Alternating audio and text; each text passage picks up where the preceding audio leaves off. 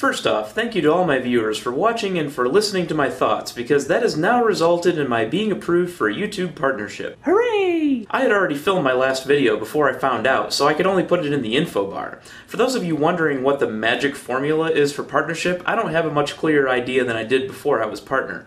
When I applied a few weeks ago, these were my stats. It was my first time applying, and it took them 13 days to approve my application. As for what I can do now, well, I can put up a channel banner. I made myself a little banner to start out with. Yeah, it's great. Yikes.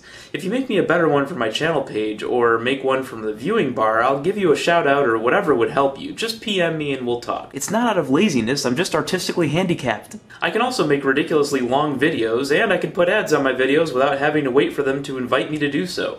Before you get all excited about that, though, keep in mind that based on monthly views, I'm almost exactly 1,000th as popular as Philip DeFranco. So if I lived in a refrigerator box and got really good at begging, yeah, I could live on that. What I actually wanted to talk about today is survival. Not survival of the fittest, though I suppose that would apply here. What I'm talking about is a hypothetical situation that I've been thinking about recently that would test humanity's ability to adapt after hundreds of years of knocking down so many barriers that kept our population in check. What would happen if suddenly everyone were standing right where we are now, as we are now, with the knowledge and experiences in our head, but suddenly living in our world as if humans had never existed? No stores, no houses, and no farms. I guess we'd still have Justin Bieber, but we wouldn't have any of his music recorded. Not even duct tape to tie some tree limbs together and bed down for the night. Oh, and we wouldn't even start out with any of our clothes. Clearly you don't want to be in Walmart when this happens. All traces of previous civilization would cease to exist, so we would have to survive from nothing.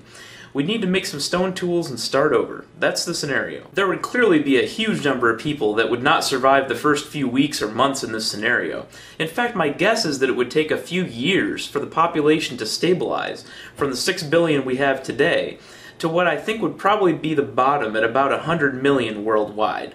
That's completely a guess, but I'm curious what you think. Maybe 100 million is optimistic, actually. That's still a couple % of the population.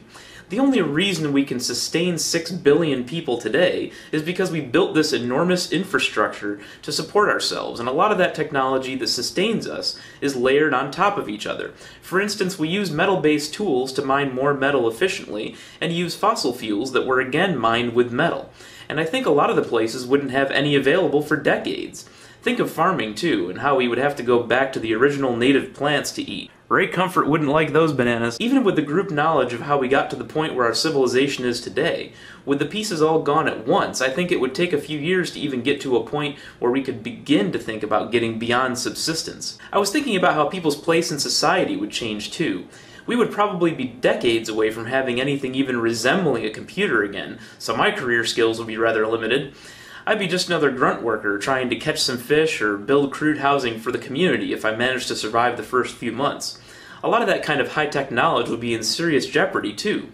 With all that advanced technology only in the heads of certain scattered people with no way to communicate between them, and not written anywhere, if some of these things aren't built in a few decades, some of this knowledge could be lost forever until it is rediscovered organically.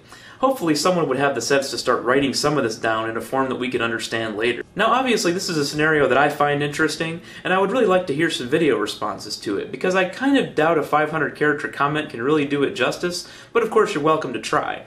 Plus I'm still trying to encourage those that are interested to start making videos yourself. So if the video response you do to this video is the first you've ever done, then so much the better. I will watch all of the video responses and comment on them. I want to hear your thoughts on things like, where do you think the bottom of the population crash would be? Or how do you think it would affect people's religious views? What is the first thing you would do in this situation? Do you think you have the skills to survive to the population bottoming out point? Do you think Justin Bieber does?